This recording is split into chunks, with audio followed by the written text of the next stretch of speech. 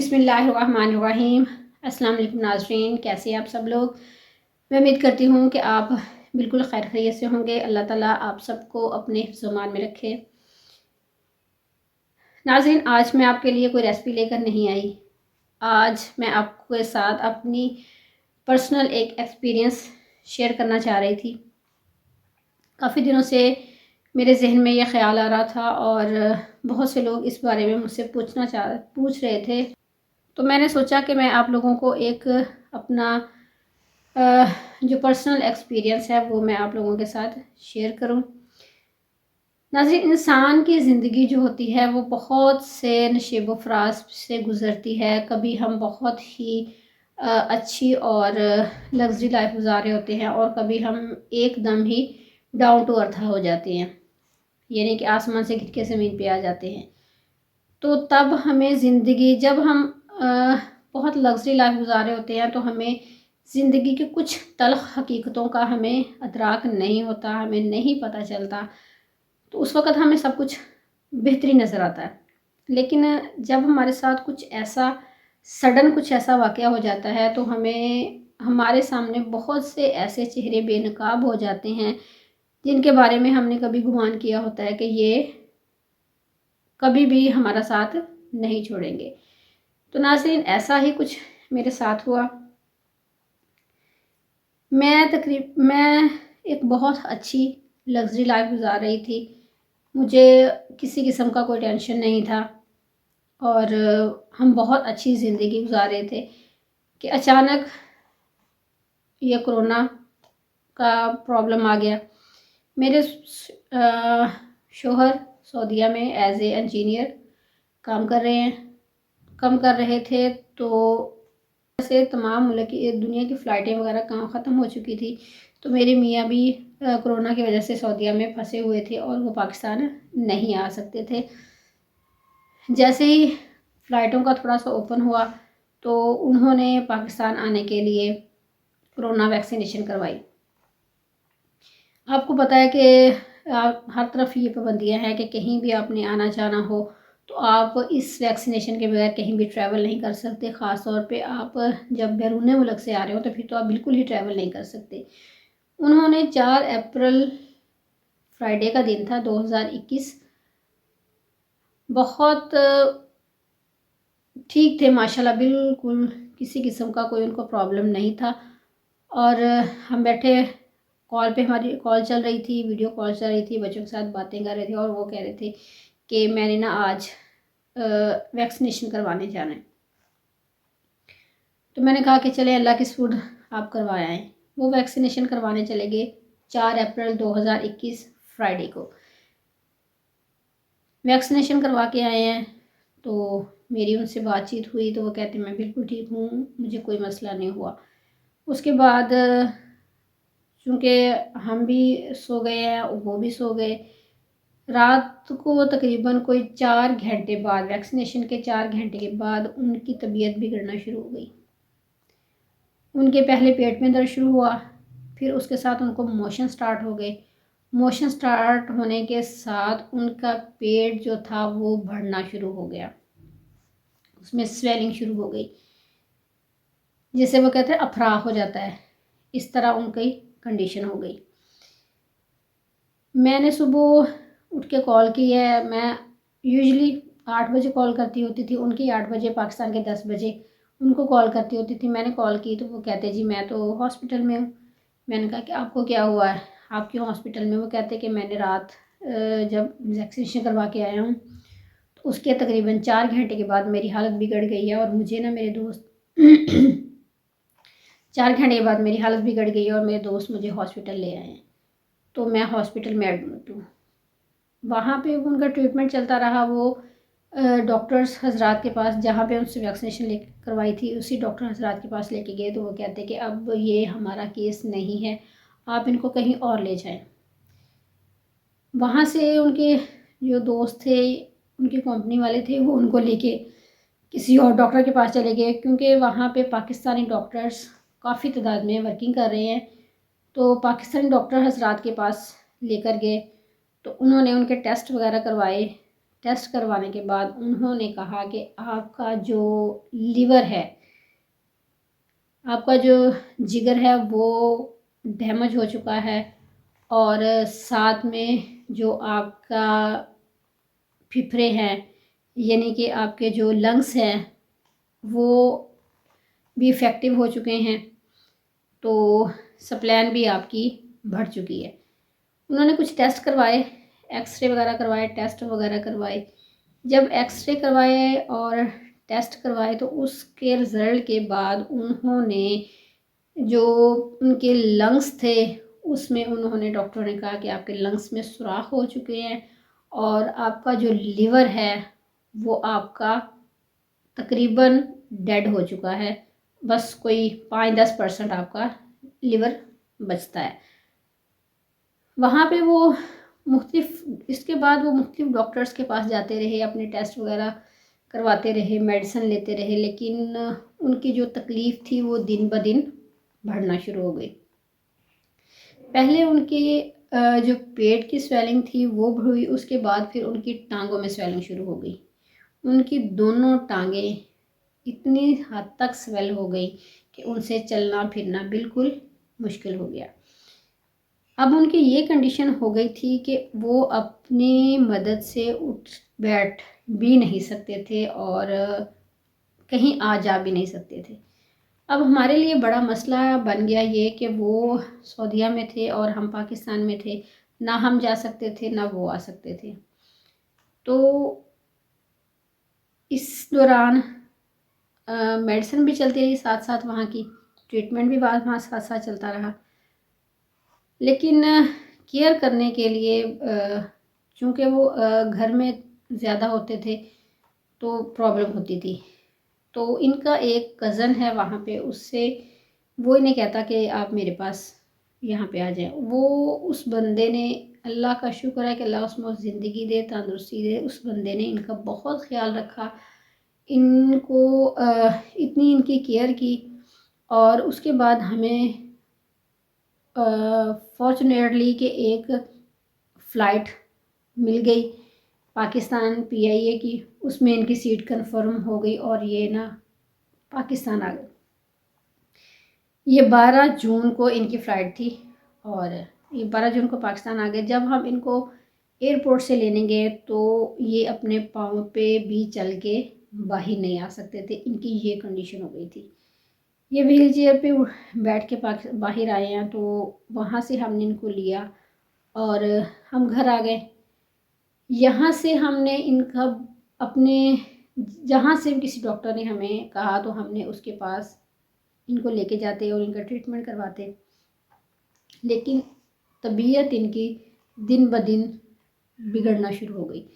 جس ڈاکٹر کو بھی ہم پاکستان میں چیک کرواتے تو وہ کہتے کہ اب ان کا بچنا ناممکن ہے، کیونکہ ان کا جو انر سسٹم ہے وہ تقریباً ڈیمیج ہو چکا ہے، یعنی کہ لیور ان کا کام کرنا چھوڑ چکا ہے، لنگس ان کے جو ہیں ان میں سوراخ ہو چکے ہیں اور وہ ان کا پرابلم ہو گیا، ان کا جو سپلین ہے، تیلی ہے، وہ بڑھ چکی ہے۔ ہم بہت پریشان کہ اب کیا کریں۔ میرے ذہن میں اکثر میری والدہ اکثر ہمیں کہا کرتی ہوتی ہیں، اللہ میں انہیں زندگی دے، میری والدہ کہتی ہوتی ہیں کہ جب بھی بیٹا کوئی مشکل آئے تو صدقہ کیا کرو۔ تو میں نے جتنا مجھ سے ہو سکا میں نے ان کا صدقہ دیا، آتے ہی میں نے ان کا صدقہ دیا۔ پھر اس کے بعد ہمیں ایسے کرتے کرتے ایک دن میں بہت ٹینشن میں بیٹھی ہوئی تھی کہ اب کیا کروں، مجھے کوئی رستہ نظر نہیں آتا تھا کہ میں کہاں جاؤں ان کو لے کے۔ اب کیونکہ ان کی کنڈیشن ایسے تھی کہ ان کو لے کے جانا بھی بہت ہی مشکل تھا، اور اوپر سے میرے بچے، میں ان کو کسی کے پاس چھوڑ بھی نہیں سکتی تھی، اور اکیلی میں گھر کو بھی مینج کر رہی تھی اور ان کا بھی میں ٹریٹمنٹ کروا رہی تھی۔ میں ایک دن بیٹھی تو ہمارے ایریے میں ایک ڈاکٹر ہیں، ڈاکٹر فاروق، میں نے ان کے پاس گئی، میں نے ان سے کہا، میں نے کہا ڈاکٹر صاحب کہ یہ میرے میاں کی رپورٹس ہیں تو آپ دیکھیں کہ ان کا کچھ ہو سکتا ہے۔ انہوں نے رپورٹس دیکھی اور دیکھنے کے بعد انہوں نے مجھے ایک ڈاکٹر ریکمینڈ کیا. وہ کہتے ہیں کہ یہ ہمارے برے والا میں ڈاکٹر ہیں اور بہت ہی اچھے لیور کے ڈاکٹر ہیں، آپ ان کے پاس چلے جائیں. ڈاکٹر ان کا نام ہے ڈاکٹر سعید اسلم. میں ان کو لے کے ان کے پاس چلی گئی. انہوں نے جب پہلی دفعہ ان کو چیک کیا تو چیک کرنے کے بعد ڈاکٹر صاحب نے مجھے کہا کہ میں آپ کو کوئی ایسی جھوٹی تسلی نہیں دے سکتا کہ یہ ٹھیک ہو جائیں گے. کوشش ہم کریں گے، باقی اللہ کی رضا. اور آپ اللہ سے دعا کریں کہ اللہ میاں کو صحت و تندرستی عطا فرمائے، کیونکہ اب کوئی ایسا معجزہ ہی ہو سکتا ہے جو اس بندے کو بچا سکتا ہے، ورنہ ان کی جو ظاہری کنڈیشن ہے وہ اس قابل نہیں ہے کہ یہ سروائیو کر سکے. ہم نے میڈیسن لی اس ڈاکٹر سے. میڈیسن لینے کے بعد ہم گھر واپس آ گئے. میں نے میڈیسن کے ساتھ ساتھ پھر میں نے اللہ تعالیٰ کی طرف مکمل رجوع کیا. میں نے دل و جان سے اپنی پوری کوشش سے میں نے اللہ تعالیٰ سے دعا کی اور اللہ تعالیٰ سے مدد چاہی کہ اللہ تعالیٰ تو اپنے کرم سے، اپنے اس میں شافی کی برکت سے ان کو صحت و تندرستی والی زندگی عطا فرما دے. ایسا کوئی معجزہ کر دے کہ یہ بالکل پہلے کی طرح تندرست و توانا ہو جائے. پھر میں نے اس کے ساتھ مختلف روحانی وظائف وہ میں نے سٹارٹ کیے. میں نے سب سے پہلے سورۃ بقرہ اس کی میں نے وظیفہ کیا. ان کو میں نے 41 دن تک ڈیلی سورۃ بقرہ پڑھ کے ان پہ دم بھی کرنا اور ان کو پانی بھی پلانا. پھر اس کے ساتھ میں نے سورۃ کوثر، اس کا مجھے کسی نے بتایا کہ آپ اس کا ورد کریں، یہ آپ کے میاں کی بیماری کے لیے بہت اکسیر کا درجہ رکھے گا. میں نے وہ بھی سٹارٹ کیا، وہ بھی ان کو کرواتی رہی. پھر مجھے کسی نے کہا کہ یا کہاروں کی تسبیح کریں، میں نے وہ بھی تسبیح سٹارٹ کی. اس کے ساتھ ساتھ میں جتنا ہو سکا میں صدقہ دیتی رہی. میں نے جان کا صدقہ جان کے طور پہ دیا، جیسے زندہ بکرا لے کر میں نے وہ ذبح کروا کے میں نے مجلسوں میں دیا، کہ اس طرح کے میں نے کافی کیے کام. اس کے دوران انہوں نے جب میڈیسن سٹارٹ کی تو ان کے سارے جسم کے اوپر پھوڑے نکلنے شروع ہو گئے. ٹمی سے لے کر ان کی پاؤں کے ٹخنے تک پورا جسم ان کا پھوڑوں سے بھر گیا. اور وہ اتنے بڑے گومڑ ہوتے تھے کہ اس کے تقریب ایک گھومڑ کے کوئی 20-22 منہ کہہ لیں کہ اس کے منہ ہوتے تھے. اور اتنی تکلیف ہوتی تھی کہ یہ بندہ نہ کروٹ لے سکتا تھا اور نہ کچھ کر سکتا تھا. ایسے کرتے کرتے ہمارے تقریباً کوئی 5 ماہ گزر گئے ان کی ٹریٹمنٹ چلتی ہوئی. لیکن مجھے اللہ سے بہت ہی زیادہ امید تھی. مجھے اللہ تعالیٰ سے بہت ہی زیادہ اس بات کا امید نظر آتی تھی کہ میں اللہ تعالیٰ مجھے اپنے اس مقصد میں کامیاب کرے گا اور میرے شوہر کو شفا عطا فرمائے گا اور وہ پہلے کی طرح اس کو تندرست و توانا کرے گا. کیونکہ جب ان کی کنڈیشن زیادہ خراب ہوتی تھی تو یہ مجھے کہتے ہوتے تھے کہ میں نے نہیں بچنا، اور سب کہہ رہے ہیں کہ تمہاری کنڈیشن اس طرح کی ہے کہ تم نہیں بچو گے. تو میں ان سے کہتی تھی کہ آپ یہ کہتے ہیں نا کہ آپ نہیں بچو گے، لیکن مجھے اللہ تعالیٰ کی طرف سے ایک ایسی امید ہے کہ یہی مجھے لگتا ہے کہ آپ کو کچھ بھی نہیں ہوگا، آپ پھر سے دوبارہ زندگی کے ڈگر میں واپس چلیں گے. اس طرح کرتے کرتے تقریباً ہم نے کوئی 7 اور 8 ماہ گزار دیے.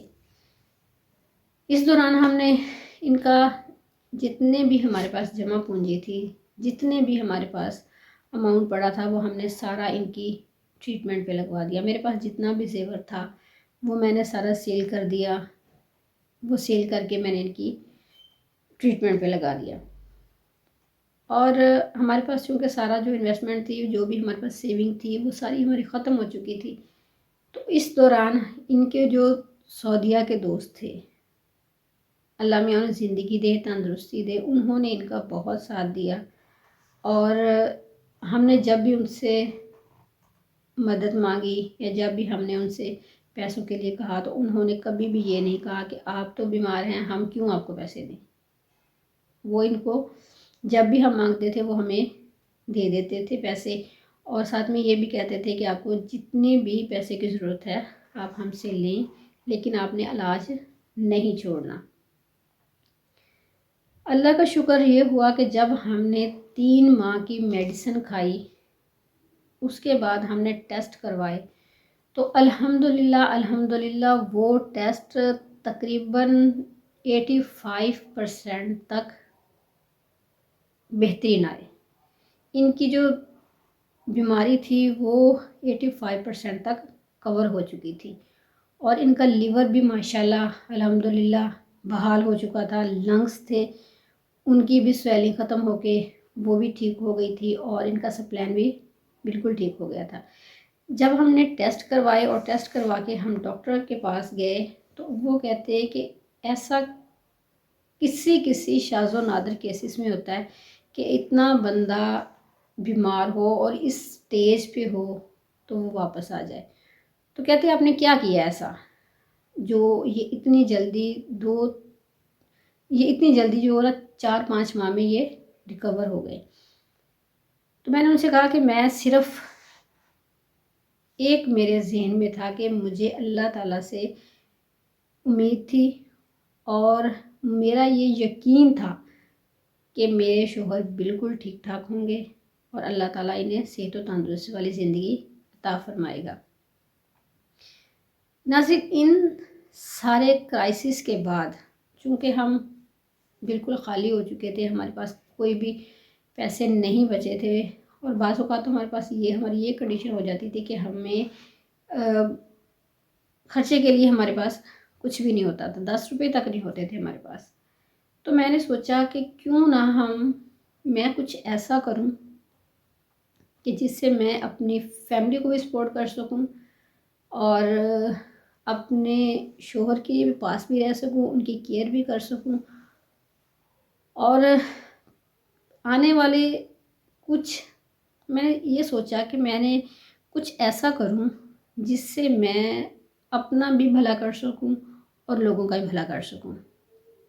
یہ سوچ کے میں نے کوکنگ کا چینل سٹارٹ کیا، کیونکہ مجھے کوکنگ کا بچپن سے ہی شوق تھا، اور میں نے کوکنگ کا کورس بھی کیا ہوا ہے، تو میں نے اس کو ایز اے پروفیشن لے کر چلنے کا فیصلہ کیا۔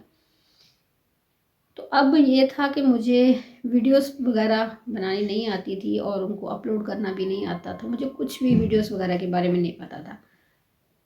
تو ہم نے پہلے تو گھر میں کافی اسٹرگل کیا، لیکن ہمیں کچھ اس کا فروٹفل رزلٹ نہیں ملا۔ پھر ہمیں ایک انسٹیٹیوٹ کا پتہ چلا، یس کالج، تو وہاں ہم نے کانٹیکٹ کیا، تو وہاں کے سر مصطفیٰ، ان سے میرا رابطہ ہوا۔ میں نے ان کو بتایا کہ میں اس کو اپنا چینل لانچ کرنا چاہتی ہوں اور آپ مجھے اس کے لیے کیا ہیلپ کر سکتے۔ تو انہوں نے کہا کہ بیٹا میں آپ کی ساری ہیلپ کروں گا، اس کو آپ کو چینل بنانے میں، اس کو گرو کرنے میں آپ کی مدد کروں گا۔ تو میں نے ان کے پاس ورکنگ سٹارٹ کر دی، تو تقریباً کوئی 10-12 دن کے بعد میں نے اپنا چینل لانچ کر دیا۔ اب میں آپ کو یہ بتانا چاہ رہی ہوں ناظرین کہ میں نے یہ چینل کیوں بنایا۔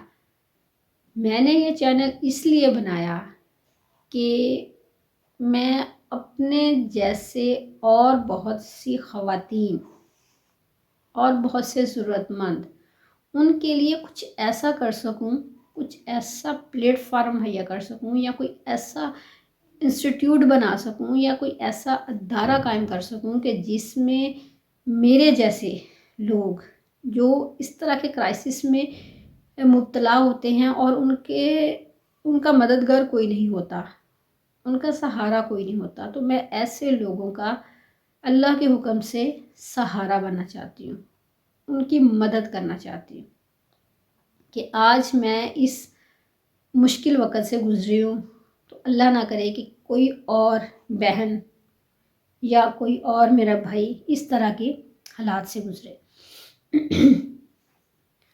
تو میری آپ لوگوں کو یہ سٹوری سنانے کا یہ مقصد نہیں کہ مجھے آپ لوگوں سے کسی ہیلپ کی ضرورت ہے یا مجھے آپ لوگوں سے کسی ڈونیشن کی ضرورت ہے. میں جسٹ آپ لوگوں کے ساتھ اپنی یہ ایکسپیرینس اس لیے شیئر کرنا چاہ رہی تھی کہ میں آپ لوگوں سے یہ ہمبل ریکویسٹ کر سکوں کہ پلیز آپ میرے اس چینل کو گرو کرنے میں میری مدد کریں اور میرے چینل کو زیادہ سے زیادہ سبسکرائب کریں، لائک اینڈ شیئر کریں تاکہ میری یہ تمام ویڈیوز، میری یہ ویڈیو جتنے لوگوں تک پہنچے. اور ان سب سے میری ہمبل درخواست ہے کہ جو میری اس ویڈیو کو دیکھے وہ میرے چینل کو لازمی سبسکرائب کرے، کیونکہ میں آپ لوگوں کی سبسکرپشن سے ہی، آپ لوگوں کے سبسکرائب کرنے سے ہی میں اپنے چینل کو گرو کر سکوں گی. میرا چینل گرو کرے گا اور میرا چینل گرو کرے گا تو میں اس قابل ہو جاؤں گی کہ میں کسی کے لیے کچھ کر سکوں. تو ناظرین، میری کہانی بتانے کا آپ لوگوں کو ایک یہ بھی مقصد ہے کہ زندگی میں کبھی بھی آپ لوگوں نے ہار نہیں ماننی. زندگی میں جیسے بھی حالات آ جائیں ان سے ڈرنا ہے، ان سے ڈٹ کے مقابلہ کرنا ہے. یہ نہیں کہنا کہ ہم کیوں ہو گئے ایسے، ہمارے ساتھ ایسا کیوں ہوا. انسان ہیں اور اللہ تعالیٰ اپنے بندوں سے ہی امتحان لیتا ہے. تو ہم پہ امتحان نہیں آئیں گے تو ہم کندن کیسے بنیں گے. تو آپ لوگوں سے میری یہی ریکویسٹ ہے کہ پلیز میرے چینل کو زیادہ سے زیادہ سبسکرائب کریں، لائک اینڈ شیئر کریں اور مجھے اس قابل بنائیں کہ میں کسی کے لیے کچھ کر سکوں. اس کے ساتھ یہیں پہ میں انہی الفاظ کے ساتھ میں اسی ریکویسٹ کے ساتھ میں اپنی اس ویڈیو کو ایڈ کرتی ہوں اور آپ لوگوں سے امید رکھتی ہوں کہ آپ لوگ میرا ساتھ دیں گے اور مجھے اس قابل بنائیں گے کہ میں کسی اور بہن بھائی کے لیے کچھ بہتر کر سکوں. تو مجھے دیں اجازت.